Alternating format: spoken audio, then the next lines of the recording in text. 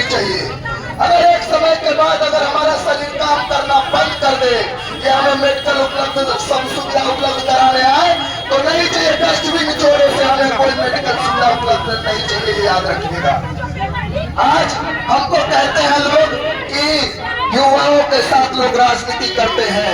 हम तो कहते हैं अरे बाबू हमारे रोटी कपड़ा और शिक्षा में भी राजनीति हो रही है। राजनीति ही डिसाइड कर रहा है कि हम खाएंगे क्या, हम कमाएंगे क्या और हम पढ़ेंगे क्या।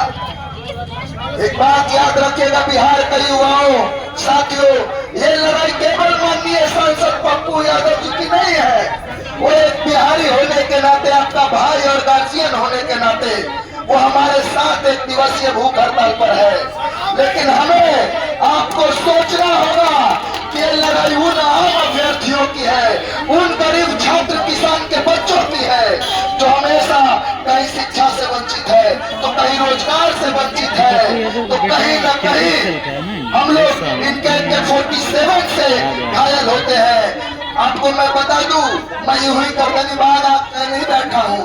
टीआर 8 मई को लहूलुहान कर दिया। कोई नेता देखने जाने वाला अस्पताल में नहीं था, केवल माननीय पप्पू यादव जी के अलावा। 7 दिनों तक अस्पताल में पड़ा रहा। बिहार का कोई भी नेता नहीं आया भैया हमसे मिलने।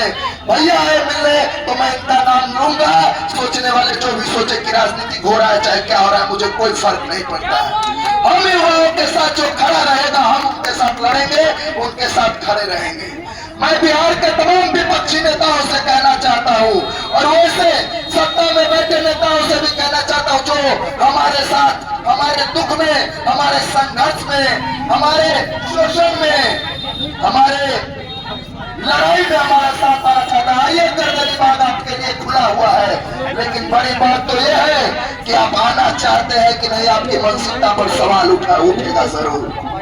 तमाम विपक्षी दलों के छात्र संगठनों का हमें समर्थन को मिला, लेकिन उसके साथ ही हम ये चाहते हैं कि बिहार का तमाम युवा जेनजी, जेन अल्फा, वो जो किसी पंजाबी ने हम लोगों को जंतर मंतर से आह्वान किया था कि आवा हो भैया कहाँ बारा, लेकिन बिहार का युवा दिल्ली जाने का कोशिश नहीं किए। 22 तारीख को बिहार की धरती में वो इतिहास रचा कि बिहार से ही हम 9 मुल्कों का इस्तीफा ले लिए और धर्मेंद्र प्रधान को इस्तीफा देना पड़ा।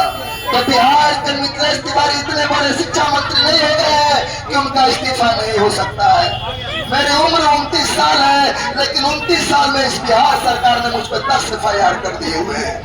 मुझे जेल में डाल दिया गया, लहूलुहान कर दिया गया कि शायद ये लड़ेगा नहीं, ये झुक जाएगा, गरीब किसान का बेटा है। तो याद रखिएगा साहब, कह देते हैं ये लड़ाई हमारे हक, अधिकार और शिक्षा की है। हम आपके सीना पे चढ़ के ताल कर रहेंगे अगर हमारी एक भी मांग पूरी नहीं हुई।